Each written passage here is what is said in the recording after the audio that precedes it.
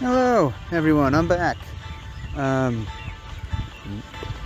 Really haven't done this in quite a while, ever since the Hoppip Community Day, which, in my defense, was kind of an overbloated episode. I had way too many stuff happening there, and, guess these things are going to happen whenever I just take these long breaks. And, there are just two massive events happening at the same time, concurrently with one another, and obviously one should probably take precedent over the other. In that case in particular, which was the Hoppip Community Day, which, in my defense, probably one of the worst possible Pokemon you could have had a Community Day on, because I think I've already mentioned this in great detail, but Jumpluff is considered one of the worst grass types of all time in Pokemon, and that's on top of the fact that the grass type in and of itself really isn't that good of a typing either, especially when it's paired with the flying type. I mean, some might argue that it actually makes both types worse, pairing these two together, as opposed to something like pairing up the grass type with the rock type. Two of the types with the highest number of weaknesses in the game, but pair them together, they are arguably one of the most defensive type combinations ever. So, like, yeah, it's a kind of a weird thing with Pokemon type combinations whenever that happens. Where they take two seemingly bad type combinations and just mix them up, or just a bad type combination and a great type combination and mix them up. You get sometimes you get a not so very good offensive type combination, which doesn't really have that good of a defensive stance either, with the poison type. You pair it with arguably a really good type, really good offensive and defensive, and you get one of the best types ever in the form of the dark and poison type Pokemon, like Skuntank or Drapion. And sometimes you take what is widely considered to be the worst type, the bug type, and you pair it with not necessarily the best offensive type, but easily the best defensive type. With the steel type, you get bug and steel, which is quite possibly the best type combination in the game. Yes, it only has it has a 4 times weakness to fire, but that's its only weakness ever, and it's got like way too many resistances for me to count at the moment, and it also has an immunity. Now, while Dark and Poison does have only one weakness, which isn't a 4 times weakness to anything, and it does have a sort of an immunity and a half. Can't really call it 2 immunities. I mean, it's immune to Psychic, which is one of the Poison type's main weaknesses, but in addition, it's not immune to poison, but it cannot be poisoned, which is kind of an interesting thing in and of itself. Whoops. So it's not an immunity to a type, it's just an immunity due to a status condition. But still, it doesn't have quite as many resistances as Bug and Steel. As a matter of fact, I don't even think it has any resistances, come to think of it. Let's see, I mean, it resists poison, obviously. But, I mean, and it resists ghosts. So, that's about it. Not sure. I mean, pretty much all the other weaknesses and it resists grass. Okay? Suppose I can give it that. but pretty much all the other resistances that one type has is countered by a weakness that the other one has, and vice versa. While Bug and Steel has a I mean, its only weakness is fire. We've established that, but it's immune to poison. That's pretty obvious at this point. It's 4 times resistant to grass, which, I mean, I don't think Poison and Dark has a 4 times resistance to anything. Let's see. What else? See, that's why I said too many to list off. Like, I don't think I can remember all of them. Okay, so it resists Psychic. It's actually resists Dragon. Okay, it resists Steel. Okay.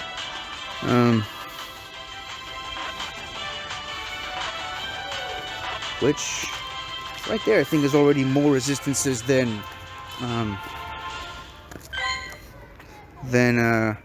Poison and Dark. And you'll have to excuse me, as per usual, I'm after a night shift, so kinda can't really remember all of the Pokemon types at the moment.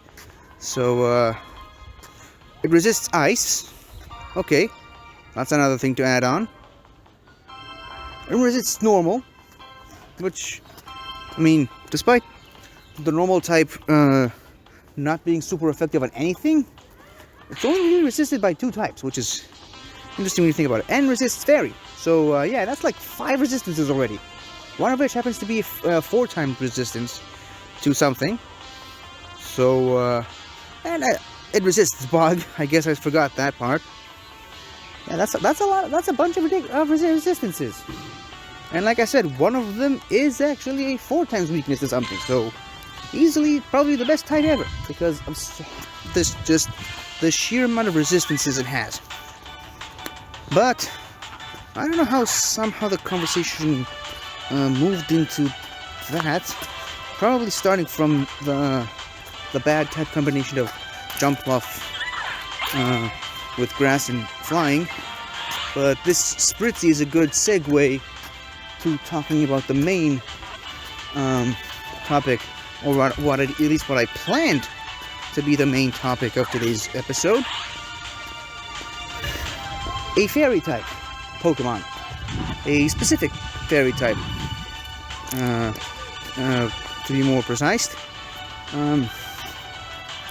Fairy type that was introduced quite some time ago. I just haven't really had the time to discuss it because of work stuff, mainly, and also because last time I was here, or rather, last time I did an episode. Hold on. Okay, I gotta cut my hair sometime this weekend. This week, I should say. I've already just jumped right out, up to the weekend. Ended the week early. What I wouldn't give to do that sometimes. But yeah, there's a Fairy type that has been in the game for quite some time, and I have learned from my previous experiences with new Pokemon being introduced. What I normally did is I just I didn't catch it because I wanted to catch it on camera and have my first time catching that particular new Pokemon to be on camera, whole adding it to the Pokédex segue and such. But this sort of resulted in me not catching enough of that Pokemon to evolve it, and by the time I already finally got around to catching that Pokemon, it was no longer quite as frequent as it used to be when it was introduced. So I have learned from that mistake, and I already caught not just enough to fully evolve this Pokemon, theoretically speaking, I can do it twice. So clearly I've learned from that bit of mistake, as I try to catch another fairy type Pokemon that in all fairy types fashion it ran away from me. And it's gonna run away from me again because, again, still haven't really quite figured out the glitch that some Pokemon just reappear exactly in the exact same spot they were when before I try to catch them, and then they just immediately disappear as soon as I click on them. Now, I believe at this point you probably already know which Pokemon I happen to be talking about. Hold on. And this Pokemon, as I scroll down the list, give me a second. Well, I really have caught a lot of Pokemon recently. This Pokemon in particular is Flabébé. Now, hold on just a second. Going back before the Pop-Up Community Day, I just wanted to make sure something. Hold on.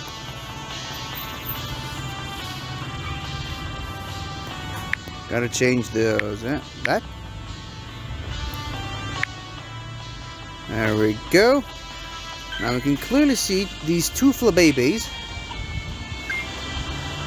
This one has slightly better IVs than this one, but I'm going to need to remove my sunglasses for this. Yeah, both of these Flabébés are exactly the same. Well, what I mean by that is, I think I've mentioned this already a couple of times on this very same show. Flabébé actually comes in 4 different colors. The flower, that is. The flower that the Flabébé is holding, which for some reason is considered to be part of the Pokemon itself, without actually being a grass type. It is a full-on fairy type, and not fairy and grass, which is what most people would assume simply by looking at this Pokemon. Now, fairy and grass in and of itself is not that good of a type combination. Again, it's just another unfortunate victim of pairing a not so great type with a relatively good type, which, you know, it sometimes happens. We're not going to jump into that conversation again, because as you may have noticed, it's a bit of a rabbit hole. But still, considering what this Pokemon is meant to do conceptually, not just by looking at it, it makes perfect sense for it to be grass and fairy. And it's a little weird that it isn't. Like, what's the deal here? Why is it not? I mean, it's literally a fairy holding a flower and developing a bond with that flower as it evolves, to the point where its final evolved form is sort of merged with the flower, becoming a flower fairy hybrid of sorts that is still pure fairy and not fairy grass. Not even the fully evolved form is a grass type, which is, again, it's kind of weird, but sometimes Game Freak does what Game Freak does. I'm pretty sure there already is a grass and fairy type Pokemon in the form of Morlul, which evolves into Shiinotic. And I'm pretty sure that it's the only grass fairy type.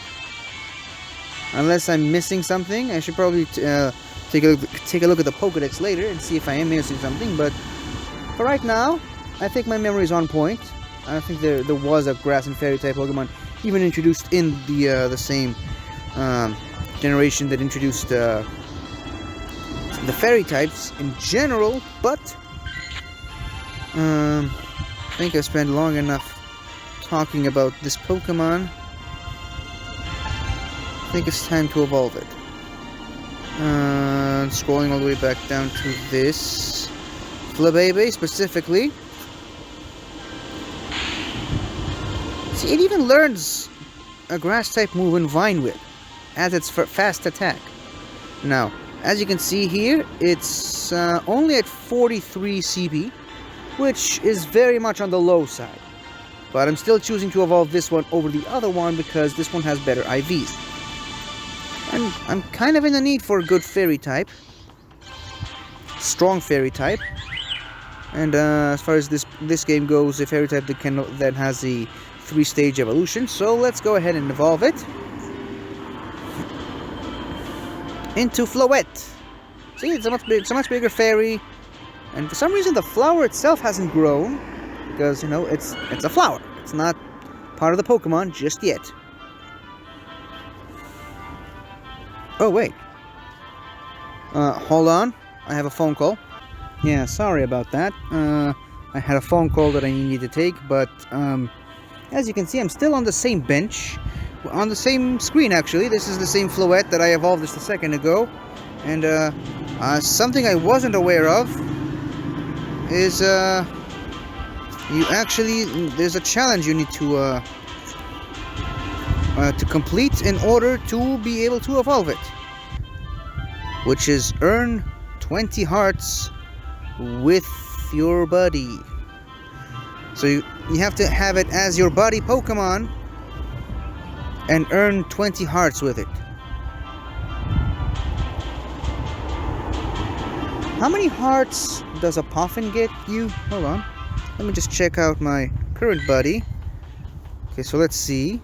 So there's 3 for walk together, 3 for give your buddy a treat, 1 for play together, 3 for battle together, 1 for take a snapshot, and 1 for visiting a new place. And obviously, if you're best buddies, like I am with this shiny Latios here, there's also a bonus, which is just giving you a gift. So that's 9, 12. You know what? Let's give it a try. What have you got to lose anyway? Now, gotta be very careful because the Pokemon we click on first is going to be the Pokemon that's going to be selected. So we gotta make sure it's the Floette. Where is it? Where is the Floette? There it is. That's right. Back in the Premier Bowl you go, and out comes the Floette. Now, first things first. Let's try to earn the first batch of hearts and see if we can re-earn them again a second time. Okay, first of all, I'm going to play with it.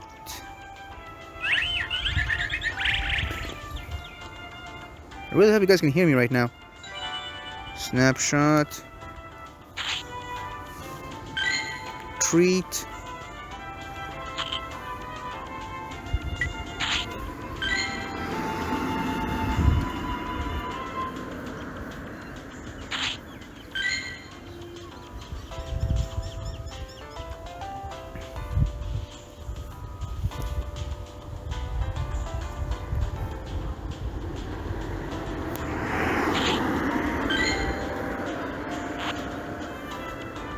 And the Puffin.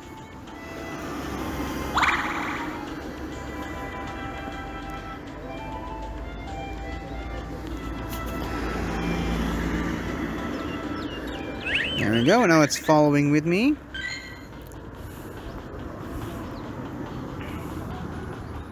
And so how many hearts was that?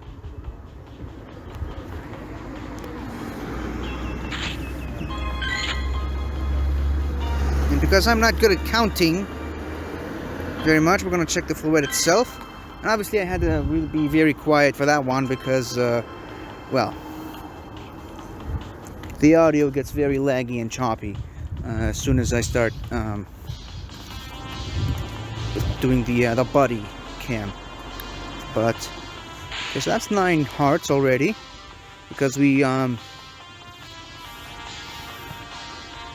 took 2 snapshots with it. Let's see. Battle together is probably going to be the hardest one. Oh, actually it's probably going to be the easiest one because I don't even have to have it in the battle with me. If anything, the hardest one is going to be the walk together, which I don't really have much intention of doing. Let's play with it one more time.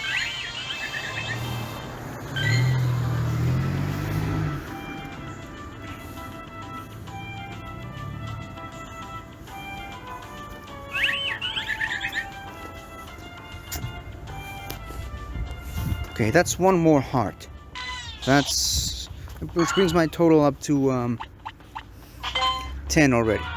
Now here is a Team Go Rocket Grunt, which I am now going to have my Floette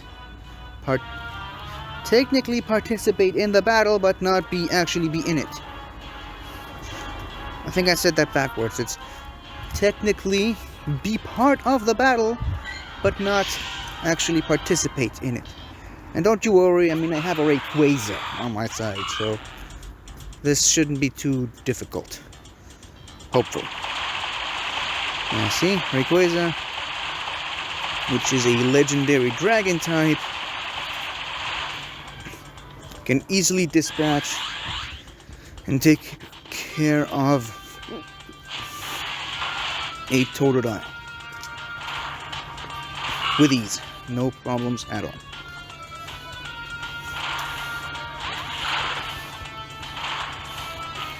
But I suppose we can do the same for Aqualava, but might as well go for a Ancient Power.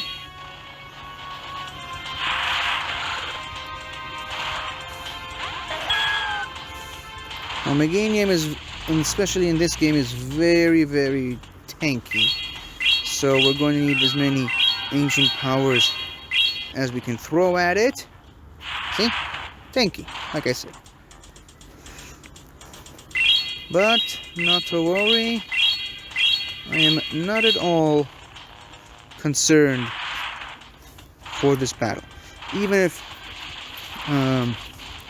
Rayquaza doesn't make it, we still have an Aggron with us. See? Easy does it. Now this guy was a little on the tougher side. Probably try to find someone who's much more easily beatable. That can't, you know, take out a Rayquaza. I mean, yeah, sure, he had 3 Pokemon, but still, it's a Rayquaza. This Pokemon does not go down easily. Now, switching the body kind of means that I've lost out on the possibility of having a buddy assist me catching a Pokemon for the time being. But not to worry, this is only a temporary thing.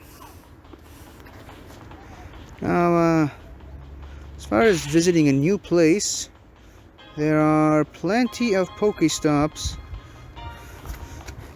I haven't spun yet that I've specifically been saving for these such situations. And look at that, it looks as though we got 2 hearts for battling together.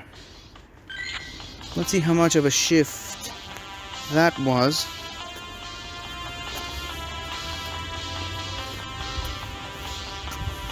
For this Floette. Okay, so we're up to 12 now, which means we only need 8 more.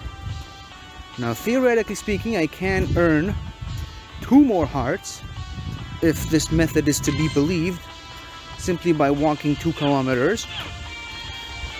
And 2 additional hearts by battling 1 more time, and 2 more hearts by,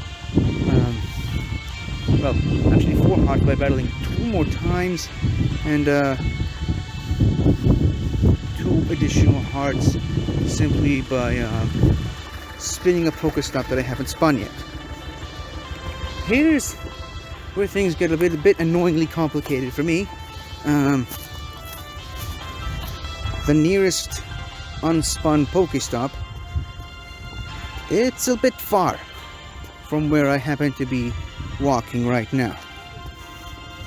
And I did say I specifically did not spin any Pokestops for these such occasions,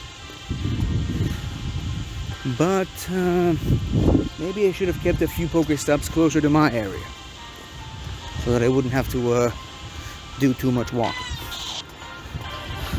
On the other hand, though, I might be able to kill two birds with 1 rock type, simply by walking a considerable distance to the Pokestop,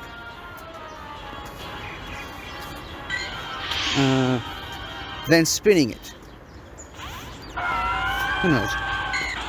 Anyways, oh, they're really bringing out all the really strong Team Go Rocket people, aren't they? With the guy that only uses Johto starters, and then immediately after that, the one that uses Dragon types. Fortunately for me, I can easily take care of this one. It saddens me to do this to my personal favorite Dragon type, Flygon, but well, this needs to be done. I can't just let Flygons be Flygons. Surf probably isn't going to do that much, but I gotta stall it a little bit if I want to win with my my Lodic. Maybe save the Aggron for potentially another battle.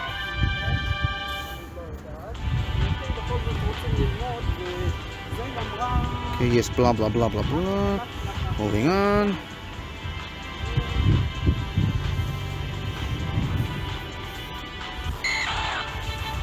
And you know what? Oh, I even get a chance to catch a Dratini, which, while not necessarily a guarantee, this could potentially give me some Excel candies down the line. Hold on.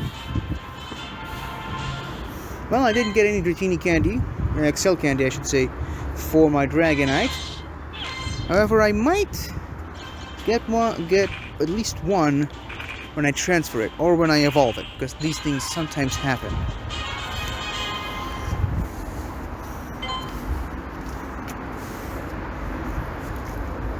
Okay.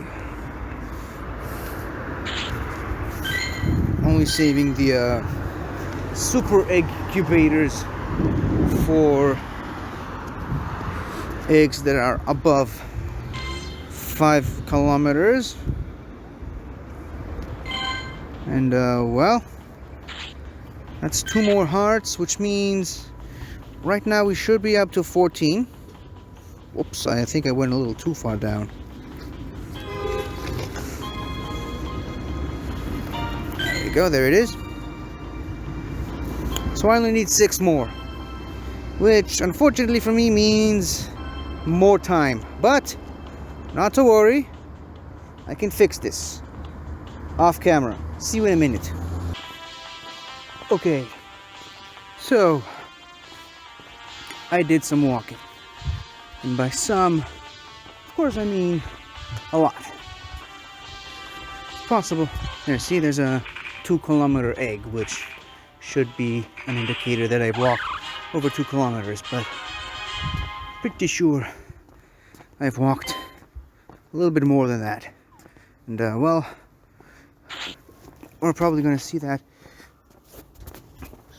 Excuse me. We're probably going to see that on my Floette in just a minute. There we go. See, woof. Actually, I walked well over 600 meters beyond what I needed to walk. And well, I'm still a bit distant from my house. So sometimes I take these walking missions with Pokemon Go slightly a bit too far. But well, I finally have collected enough hearts with this Floette buddy. Whoops. With this Floette buddy to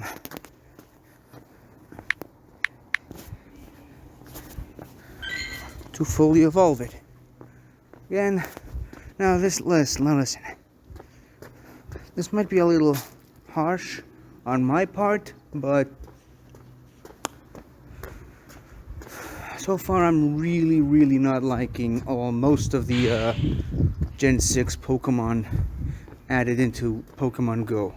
This game specifically, for the main reason that more often than not, they kind of force you to do a lot of missions just to evolve certain Pokemon. And some of them are a bit not to my liking. Like, look at all the Pokemon that need specific body adventure missions just to evolve from Gen 6 alone. Like Floette, Pancham, Swirlix, Spritzy. Hold on, how many other ones? Like, it's a nightmare trying to evolve some of these. Harder than even in the main series games. Well, I don't think Esper does, but, well, Inkay. But then again, that one I kind of figured that out on my own, as opposed to some other people who may have never played any other Pokemon game besides this, and they needed someone, in most cases the professor, to explain to them how to evolve an Inkay.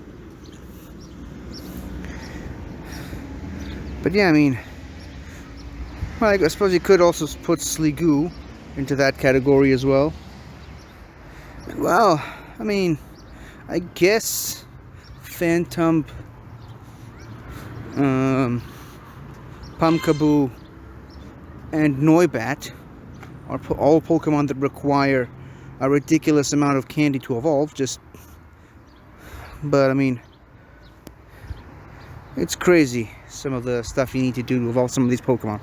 And I still haven't even evolved a Pancham for those reasons alone, because I can't really find the proper time to do it. I want to do it on camera, but I specifically needed to catch a lot of dark type Pokemon with it for it to evolve, and don't really. I just need to wait for a specific mission involving dark types, or rather an event. But anyways, none of that matters right now. Let's just evolve the stupid Floette into a stupid Florges and move on with our lives. Now, obviously, as you may have noticed, there's a pretty significant CP boost when Floette evolves into Florges. I just hope we can maintain some of that. I just hope it means it's going to be pretty powerful when it's fully maxed out. Now, obviously, I can't max it out completely, but it's pretty good when it's fully maxed out. Let's max it out for about as well as we can. There we go. Used up a big chunk of our Stardust, but it's for a proper cause.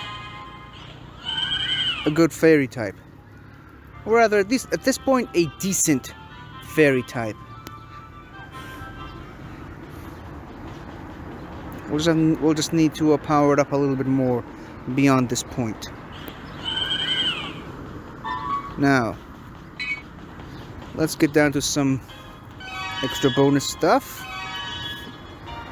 and get ready to finally wrap up this episode, because I'm getting pretty tired and I want to go to sleep before it becomes just too irrelevant for me. Well, this has been a day and a half. I've really exerted myself today, and despite everything, I kind of thank Floette for making me walk as much as I did. Maybe I needed some exercise. Well, I mean, I suppose I get plenty of exercise enough at work, but I mean, that's in an enclosed space. Oh, look at that, even got a medal for having 50 Pokemon from Kalos, which, ironically, is actually more than half of the Pokemon in Kalos, because Kalos has like 74 or something like that. Yeah, first generation with less than 100 Pokemon in it.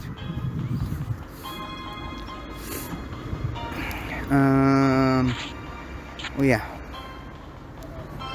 So we got the Esper, another random encounter Pokemon for the daily stamp, which is a Pikachu for some reason. What really upsets me about Pikachu in this game specifically is how annoyingly difficult they made it.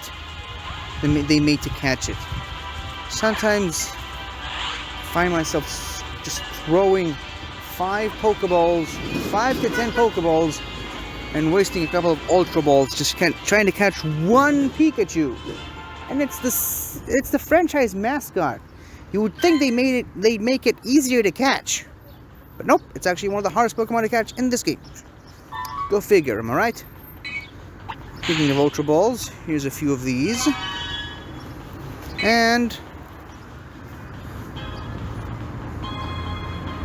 another step to figuring out what is the final Pokemon that can be caught in this continuing mission. That got a little bit too Star Trek-y for my taste for a second there, but I think it got the point across.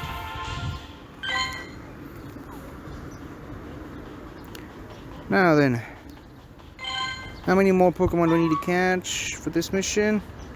40 more, and another random Pokemon appears.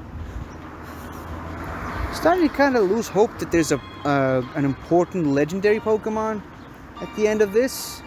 And, well, with only 12 days left, I don't think I can wait for every single time I can make an episode. So maybe I should just complete all these missions off camera and maybe see if there's a Pokemon well worth my time at the end of it. But oh, I actually walked close to 3 kilometers with this Florges, trying to evolve it. This has been quite the journey, but I think right now it's time to return to my preferred buddy for the time being. Or actually, you know what? Screw it.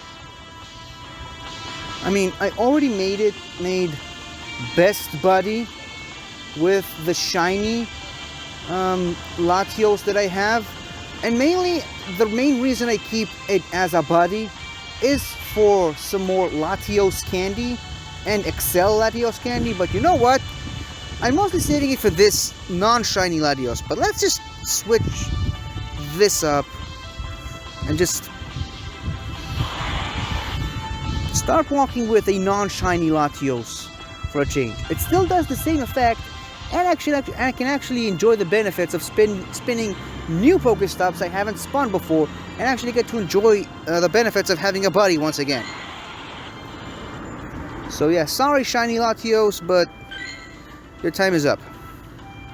Anyways, I'm gonna spend some quality time with this new non-shiny Latios buddy. And I bid you all farewell for the time being. Sorry if this episode was a little longer than I was expecting, but, well, I blame the overall Alliance and extra stuff for evolving Gen 6 Pokemon in this game specifically. That's all I have to say for now. And I will see you guys next time. Bye. Hi there. Thank you for watching the video. And if you enjoyed it, don't forget to like, comment, subscribe, and tell your friends. I'll see you next time.